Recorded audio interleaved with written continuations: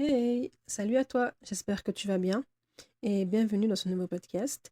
Aujourd'hui, ça va être la partie numéro 2 de l'épisode 13 qui s'appelle 24 ans, 24 points. Donc pour rappel, en fait, j'ai établi une liste de 24 points, 24 conseils, 24 prises de conscience, 24 points de vue parce que j'ai eu 24 ans et ça m'a semblé intéressant de faire ça parce que c'est un concept que j'ai vu sur les réseaux sociaux et que j'ai voulu reproduire moi dans mon podcast, enfin sous un format podcast. Premièrement, pour laisser une trace de toutes ces belles leçons. Et puis, deuxièmement, parce que je trouve que c'est intéressant d'établir une liste des choses que l'on a comprises, que l'on a apprises tout au long de notre vie. Et voilà, pour les garder en tête et pour avoir conscience de tout ce qu'on a pu découvrir. Donc, ça, c'est cool. Donc, dans la première partie, on s'est arrêté au point numéro 9 qui est oser, même en ayant peur. Et donc là, je vais continuer avec le point numéro 10 qui est l'importance d'avoir de belles paroles envers nous-mêmes. Alors, c'est un point hyper important pour moi euh, parce que je trouve que c'est même pas que je trouve, c'est qu'en fait, nous sommes la personne avec laquelle nous passons le plus de temps. Donc, moi, je passe beaucoup de temps avec moi-même. Enfin, je suis tout le temps avec moi-même et tu es tout le temps avec toi-même. Donc, forcément, euh, il est préférable d'avoir une relation saine avec soi-même, de développer en tout cas, ou de tendre à développer, de tendre à acquérir une relation saine avec soi-même pour se sentir en paix dans son esprit, dans son âme, dans son être, de manière globale. J'ai fait un épisode, l'épisode numéro 9 justement, si je ne me trompe pas, que j'ai intitulé Notre discours intérieur, où justement, je t'explique un peu, moi, comment je suis passée euh, d'un, d'une période, enfin, d'un état plutôt où j'étais très négatif, très dur, très méchante envers moi-même, à un état de bienveillance. Donc, je te donne des petits conseils, des conseils, oui, que je mets en application encore aujourd'hui et qui fonctionnent pour justement passer d'un état à un autre. Et mais en tout cas, voilà, c'est des belles leçons que j'ai apprises et qui m'a beaucoup aidé pour aller mieux. Ensuite, le 11e point, c'est s'habituer à prendre du temps pour soi. Alors moi, c'est quelque chose que j'ai pris du temps à faire. Il m'a fallu plusieurs prises de conscience, plusieurs discussions, etc. pour apprendre à le faire. Parce qu'en fait, quand tu es dans ta bulle de choses que tu dois faire, de missions que tu dois accomplir, enfin missions, de tâches que tu dois accomplir plutôt, moi en tout cas, j'avais du mal à prendre du recul et à me reposer. Et donc, du coup, avec ma thérapeute, on a essayé de mettre en place des petites choses pour, euh, pour que je m'habitue justement à lâcher prise et à prendre du temps pour moi. Donc ça se traduit par des balades, par de la lecture, par des temps calmes. Et en fait, tout ça, ça m'aide vraiment, ça m'apporte en tout cas un repos mental. Parce que je suis une personne qui de base pense trop. Et donc, quand tu penses trop, t'amplifies tout, enfin ça va pas trop. Et donc le fait de mettre en pratique certaines choses qui tend à t'aider à prendre soin de toi et à prendre du temps pour toi, eh ben, tu sens clairement la différence. Donc, je pense que quand tu es une personne anxieuse, qui pense beaucoup, euh, repose-toi, mais un vrai repos. Tu vois, non, je dis pas que dormir, ça sert à rien, mais ça va pas forcément être quelque chose de très productif. Enfin, si je peux dire ça comme ça. Alors que voilà, si tu mets en place des balades quotidiennes, de la lecture, du temps calme, euh, une balade entre potes, un petit date avec toi-même ou avec tes potes, bah franchement, je trouve que ça apporte un truc en plus et tu vas t'habituer justement tu vas y prendre goût et donc tu vas t'habituer à prendre soin de toi et à prendre du temps pour toi parce que prendre du temps pour toi, c'est prendre soin de soi. Donc voilà, ça va ensemble. Et en tout cas, voilà, moi, c'est l'une des plus belles leçons que j'ai apprises et que j'aime en tout cas mettre en application. Et ouais, non, c'est très bien. Le 12e point, c'est également un point qui me touche énormément. C'est aimer ses rêves jusqu'à ce qu'ils nous aiment en retour. Et en fait, ce point-là, cette phrase-là, c'est ma sœur qui me l'a partagée, enfin qui me l'a fait découvrir. Et elle vient du footballeur Kylian Mbappé. Euh, pour raconter un peu le contexte, en fait, quand il avait peut-être 10 ans, quelque chose comme ça, il a reçu comme cadeau d'anniversaire de la part de son oncle une maquette qui représentait un stade de foot en Espagne. Et il me semble que c'est le stade du Real Madrid, si je ne me trompe pas. Mais je pense que c'est ça. Et donc, en fait, la maquette représentait ce stade-là, et il était complètement fasciné par la maquette. Et pris dans son élan, il dit, ben, vous savez quoi, dans quelques années, on ira tous ensemble dans ce stade grâce à moi parce que je serai un grand footballeur. Et donc forcément, un enfant de 10 ans qui dit ça, personne ne le prend en sérieux. Donc sa famille explose de rire et lui dit, rêver c'est très bien, mais voilà, va pas trop loin quoi. Bon, aujourd'hui, 2024, je vous laisse deviner qui joue pour cette équipe, c'est bien lui. Et en fait, ce que je veux dire par là, c'est qu'il a tellement aimé ce rêve-là, ce rêve de jouer pour le Real Madrid à l'intérieur de ce stade, qu'il s'en est donné les moyens. Il avait des posters de partout dans sa chambre, des posters de Messi, de Ronaldo, des posters de plein de footballeurs français et étrangers. Il baignait dans le foot, il mangeait foot, il dormait foot, il jouait du foot, il faisait tout foot. Et en fait, il s'est construit un nom, il s'est construit un personnage, il s'est construit un honneur de footballeur, de grand footballeur, et aujourd'hui c'était son plus grand rêve, et là il est en train de vivre son rêve. Et il a tellement aimé son rêve en fait que des portes se sont ouvertes. Il a rencontré Zidane alors qu'il avait moins de 15 ans. Enfin bref, il a eu plein d'opportunités dans sa vie. Pourquoi? Parce qu'il aimait son rêve et il était concentré dans la réalisation de ce rêve. Et ce que je veux dire par là, c'est qu'en fait, quand on a quelque chose au fond de nous qui nous anime, il faut le prendre au sérieux. Parce que parfois, on a peur de donner de la crédibilité à ce rêve-là. Peut-être que parfois, on ne se sent pas forcément légitime ou juste pas assez en confiance. Mais moi, je pense, en tout cas, enfin, c'est même pas que je pense, c'est que j'ai la certitude que si chacun d'entre nous ressent une envie de réaliser une chose, eh ben, c'est pas par hasard.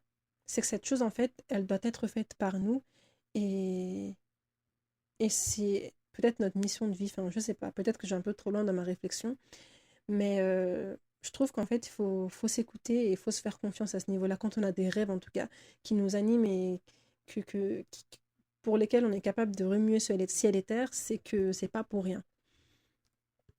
Et ça me fait penser justement à, à moi, parce qu'en fait, en 2018, on m'a offert mon premier journal intime. C'était ma meilleure amie de l'époque qui me l'avait offert. Et dessus, j'ai écrit mon plus grand rêve, c'est d'être une grande oratrice. Ça, c'est en 2018 que j'ai écrit ça. Et en fait, je ne sais pas pourquoi, mais c'est quelque chose qui m'a toujours fascinée. Et je pense avoir la réponse, enfin, je pense savoir pourquoi. Je pense que c'est parce qu'en fait, mon père, c'est quelqu'un qui s'exprime très bien à l'oral. Et il a un certain charisme et une certaine prestance naturelle qui fait que, en fait, quand tu le vois, et quand il s'exprime devant une assemblée, que ce soit ici en France ou aux Comores, eh ben, les gens l'écoutent attentivement et ils sont très attirés par ses paroles, par sa posture, par son éloquence. En fait, il est très éloquent. Mon père, il s'exprime, mais waouh, j'aime trop. Et je pense qu'en fait, il m'a transmis un peu cette volonté-là de savoir s'exprimer, ou en tout cas, peut-être qu'il y a une part de moi qui veut le ressembler à ce niveau-là. Et, euh, et donc en 2018, j'ai écrit ce rêve-là sur ce bout de papier-là dans mon journal. Et 2, 3 ans après, donc en 2021 ou 2020-2021, non, je pense que c'est 2021-2022, je lance mon podcast. Mais peur du regard des autres, peur des critiques, peur du jugement, me paralyse. Et donc, ce qui fait que je garde secret ce projet. Et donc, c'est seulement début 2024 que j'ose en parler de manière ouverte, en story, sur mes réseaux. Et bien évidemment que je stresse parce que c'est pas évident de montrer un projet à soi, de se montrer, en fait, de montrer ce que l'on fait, de montrer son travail quand on est timide et réservé. Mais ça a été l'une des plus belles décisions que j'ai pu prendre parce que je pensais pas avoir beaucoup de soutien, enfin autant de soutien que j'ai reçu. Et, euh, et en fait, je me rends compte que c'est peut-être une porte parmi les portes qui vont me mener à la réalisation de ce rêve tel que Kylian Mbappé pour son rêve de jouer au stade du Real de Madrid. Donc, c'est vrai que ça peut faire rire dit comme ça, mais moi je pense et j'ai vraiment la conviction que si toi qui m'écoutes, tu as un rêve au fond de toi te dis pas que c'est trop grand, que c'est impossible, que t'es pas assez pour le faire. Si tu as ce rêve au fond de toi, c'est que c'est toi qui dois le réaliser. Si ton rêve, c'est par exemple de changer les choses et de faire en sorte que la jeunesse sache s'exprimer et qu'elle aide ça en fait, eh ben, si tu as ce rêve-là au fond de toi, c'est que c'est toi qui dois le faire, c'est ta mission sur cette vie, sur cette terre.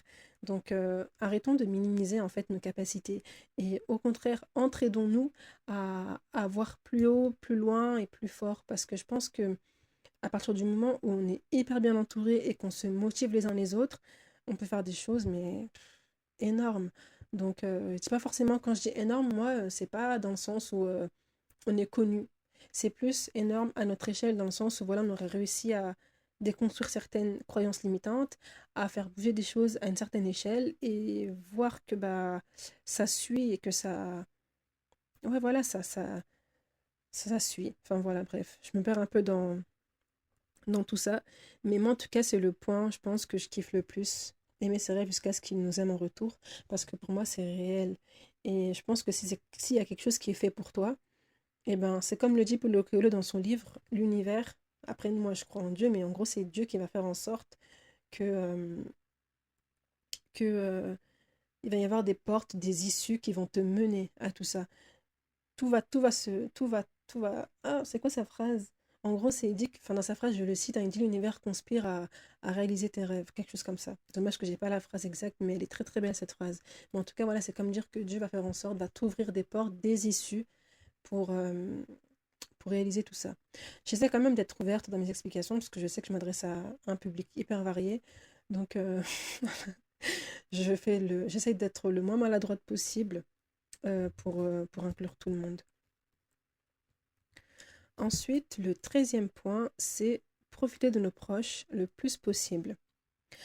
Ça, c'est quelque chose dont j'ai pris conscience lors de la mort de mon oncle, paix à son âme, en décembre 2021. C'est un tonton, bah lui, il habitait aux Comores. Et en fait, quand il est parti, je pense qu'on a tous eu dans la famille une prise de conscience. En tout cas, moi, j'ai fait en sorte que un maximum de personnes dans la famille aient cette prise de conscience. Parce qu'en fait, je leur ai dit que maintenant, les conflits inutiles, ça sert à rien. Regardez, tonton, il est parti. Donc maintenant, en fait, on doit se souder et on doit s'entraider. Arrêtons les conflits inutiles, arrêtons les... Bref, ça n'a pas de sens parce qu'aujourd'hui, ça peut être moi qui peux partir, ça peut être toi qui peux partir, ça peut être un tel ou un tel qui peut partir. Bon, on ne se dit pas que les disputes sont inévitables et qu'il ne doit plus y en avoir, mais si on doit se disputer, c'est pour une vraie raison. Mais pas pour des choses futiles qui fait qu'après des propres membres d'une même famille ne se parlent plus. Enfin, moi, je trouve ça tellement triste parce qu'après, quand la personne va mourir, qu'est-ce que vous allez dire? Vous allez avoir des regrets jusqu'à la fin de votre vie. C'est pas ça le but de cette vie-là. Donc, euh, donc du coup, moi, comment je travaille sur ça? J'apprends, on va dire, à profiter de chaque instant. J'apprends à profiter du moment présent et à faire de ma vie album de souvenirs euh, inoubliables, si je peux dire ça comme ça. Dans le sens où maintenant, chaque moment que je passe, j'essaye de prendre des petites photos, de faire des stories, de les sauvegarder.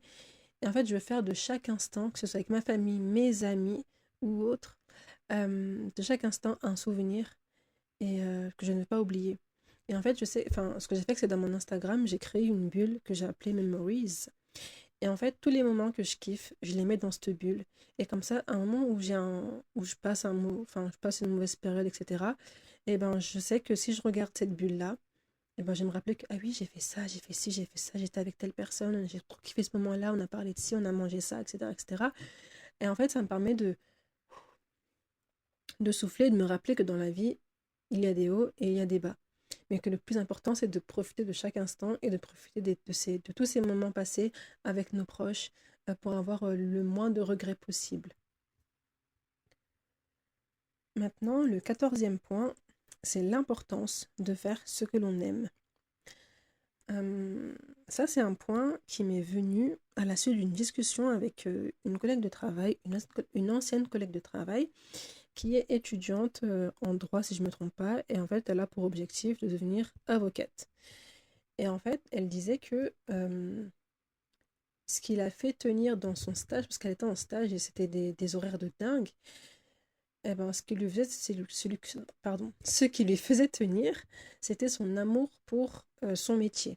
Parce que sinon, si elle devait compter sur la rémunération, elle ne serait pas là.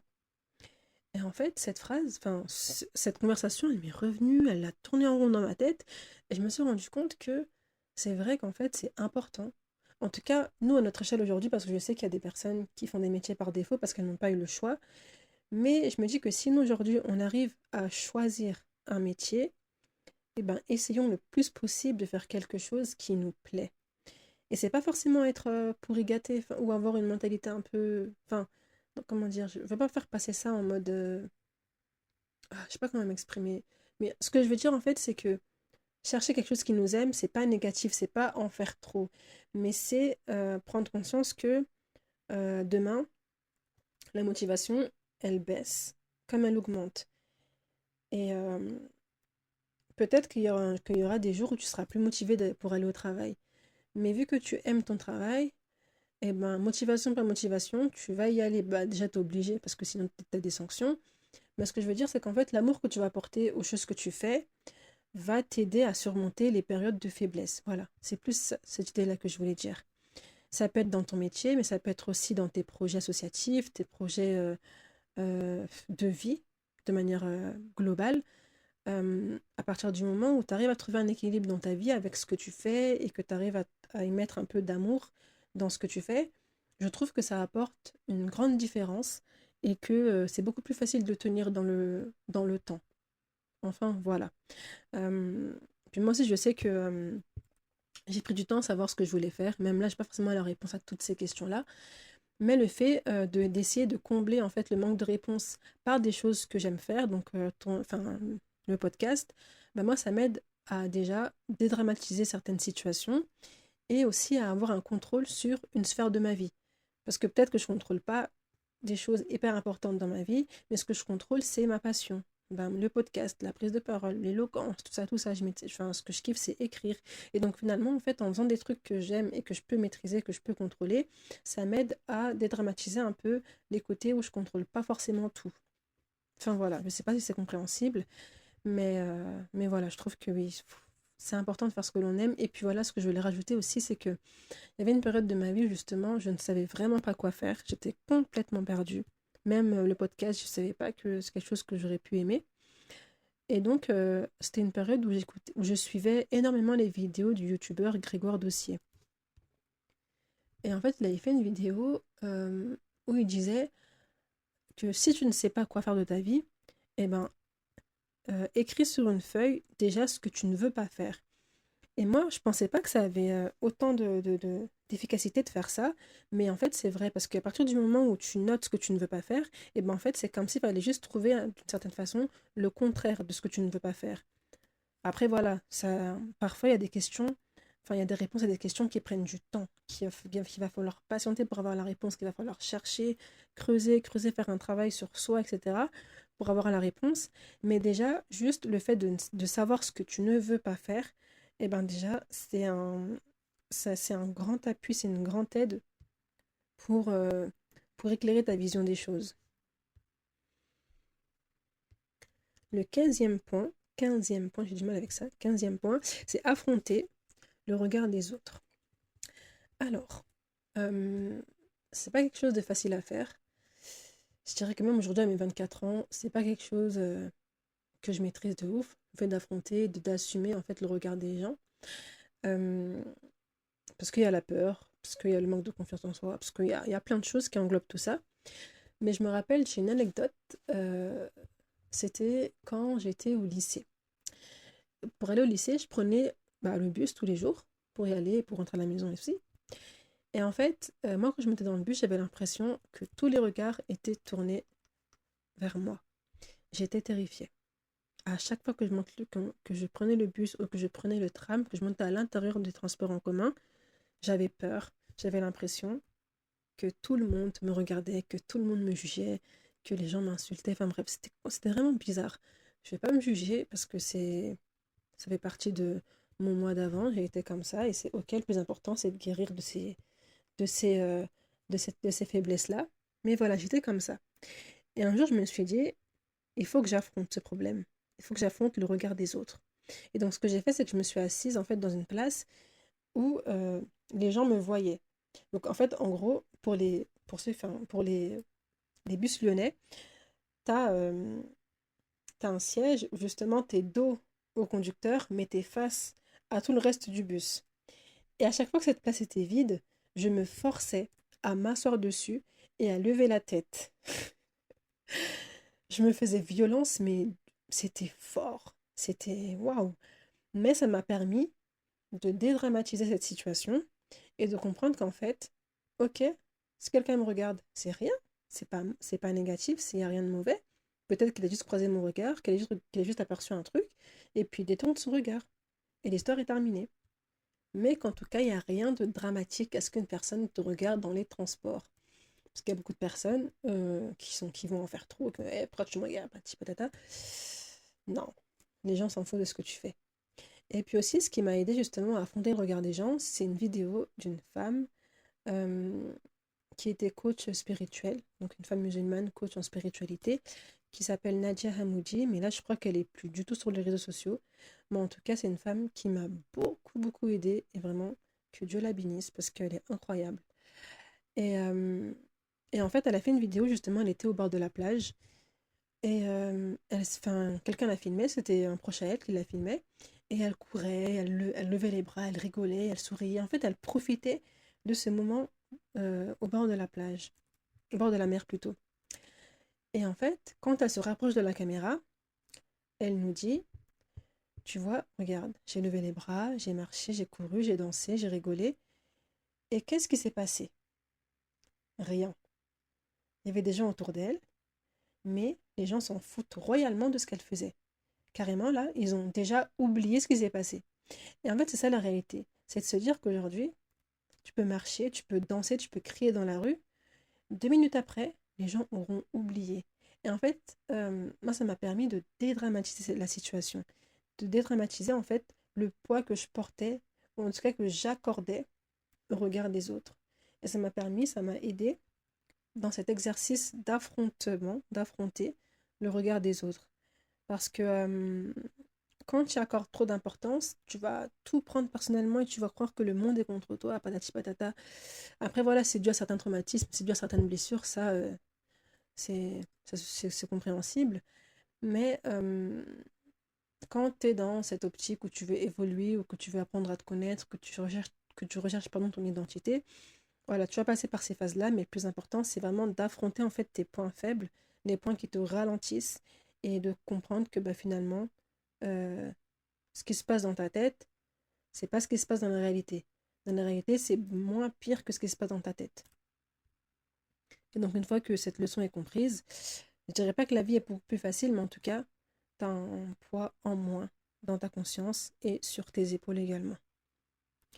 Et donc, le point 16, j'ai noté, les gens s'en foutent de ce que vous faites. Et en fait, ça rejoint carrément le point numéro 15, que finalement, bah, tu peux faire ce que tu veux. Bah, aujourd'hui, tu as des gens qui font des micro-trottoirs dans la rue, qui dansent dans la rue. Oui, c'est drôle, tu vois, mais demain, tu auras oublié. Demain, j'aurai oublié, donc forcément, ça veut dire que demain, il t'arrive un truc, les gens vont oublier. Donc, dédramatise la situation et ne nous mettons pas, en fait, plus de poids sur nos épaules qui en a déjà, parce que la vie est déjà assez dure. Donc, voilà, ça va aller.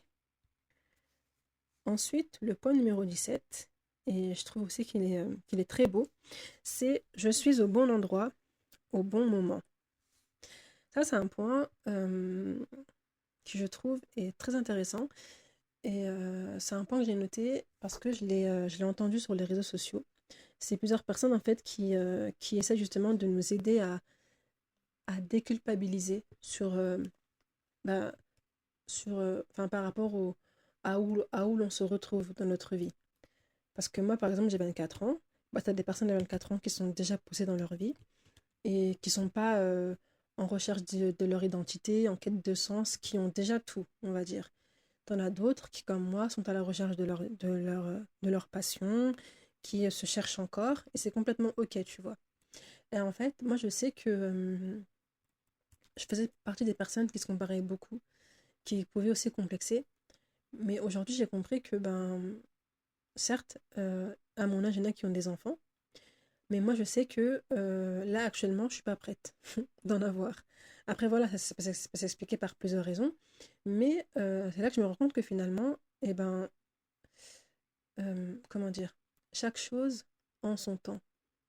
Et que c'est pas parce que telle personne a déjà fondé sa famille, ou s'est déjà mariée, ou a fait 1500 voyages, et que moi j'en ai fait que 5 ou 6 ou que j'ai pas d'enfant du tout, ou que je n'ai que un et que d'autres en a déjà 4 ou 5 que je suis en retard. En fait, chacun son destin, chacun son temps, chacun sa vie. Et en fait, je trouve que c'est dangereux de vouloir calquer sa vie à une autre personne alors qu'on n'a pas le même passé. On n'a pas les mêmes bagages, on n'a pas les mêmes blessures émotionnelles, on n'a pas les mêmes facilités, les mêmes difficultés. Donc forcément, en fait, ce sont des choses qui sont à prendre en compte avant de calquer ta vie sur celle de quelqu'un d'autre et de vouloir l'imiter. Je sais que c'est pas évident parce que on peut ressentir une pression sociale, une pression familiale, et ça, c'est pas à minimiser, bien au contraire. Mais c'est là où je me dis en fait que dans la vie, il faut vraiment être fort. Et ça revient au point numéro un de la première partie, qui est que la vie est une lutte. C'est que clairement, en fait, quand tu commences justement à vivre en fonction de ton point de vue à toi et en fonction de ton temps à toi, et non pas en fonction des attentes que les gens mettent sur tes épaules, donc qui te sont extérieures, il faut développer une force. Et c'est pas évident, mais quand tu assumes la personne que tu es, et que tu assumes que tu es au bon endroit, au bon moment, et que tu ne cèdes pas à toute cette pression, je pense que tu ne peux que bien t'en sortir et, et voilà, et aussi être en paix avec toi-même et être convaincu que oui, tu es au bon endroit, au bon moment. Parce que par exemple, ça se peut que tu es une personne assez réservée, assez timide, et donc il te faut du temps pour apprendre à vaincre ta timidité, à oser t'exprimer à l'oral, à oser t'ouvrir. Et à partir du moment où peut-être où, par exemple tu auras atteint un stade où tu seras beaucoup plus à l'aise, socialement parlant, et du coup tu pourras passer à une étape supérieure. Donc voilà, c'est pour ça que moi je me dis qu'aujourd'hui, il n'y a pas à complexer de telle ou telle chose, parce qu'on n'a pas les mêmes galères, on n'a pas les mêmes facilités, ni les mêmes difficultés. Donc vivons juste l'instant présent, essayons de construire notre avenir, mais selon nous et sans complexe, surtout pas. Parce que chaque personne en vaut la peine et complexer, c'est se dévaloriser à chaque fois et c'est croire qu'on n'en vaut pas la peine, croire qu'on est inférieur, alors que non, en fait, c'est chacun son temps, chacun son destin et c'est très bien comme ça. Et enfin, pour terminer cette deuxième partie, le 18e point qui est focus ton attention vers celles et ceux qui comptent vraiment. C'est vraiment l'idée de se dire qu'aujourd'hui, la vie est courte, le temps passe vite, il n'y a plus le temps de se prendre la tête pour tout et n'importe quoi. Donc si tu as des gens qui t'aiment pour celle que tu es, pour celui que tu es, qui partagent les mêmes choses que toi, les mêmes aspirations que toi, les mêmes rêves que toi, reste avec eux et construis un empire avec eux. Entoure-toi des personnes qui vont t'aider à devenir la personne que tu es réellement et que tu vas aider aussi, parce que je trouve que la réciprocité c'est important, dans des relations amicales, amoureuses, familiales, peu importe, en tout cas dans des relations où il y a de l'affection qui est partagée. Et donc ça sera beaucoup plus simple dans ton esprit pour toi, beaucoup plus simple, beaucoup plus facile de vivre entouré de personnes qui comptent vraiment pour toi. Donc pas d'hypocrite, pas de personnes aux mauvaises intentions, pas de personnes mauvaises, méchantes, ou en tout cas mauvaises selon toi, selon ta perception des choses. Et avance comme ça. Avance comme ça, fais ta vie, et tout devrait bien se passer, quoi. Donc voilà, ça a été un grand plaisir pour moi d'enregistrer cette deuxième partie. J'espère que les différents points t'ont fait sens, t'ont plu, t'ont parlé. N'hésite pas à me faire part de tes réflexions, de ton avis euh, en commentaire ou directement par message sur mes réseaux. En tout cas, je te souhaite que le meilleur, que du positif, que de la bienveillance, que de l'amour, que de la douceur, enfin bref. Tout ce qui est bien pour toi. Et je te souhaite une très bonne journée ou une très bonne soirée. Et on se dit à la prochaine pour la troisième partie.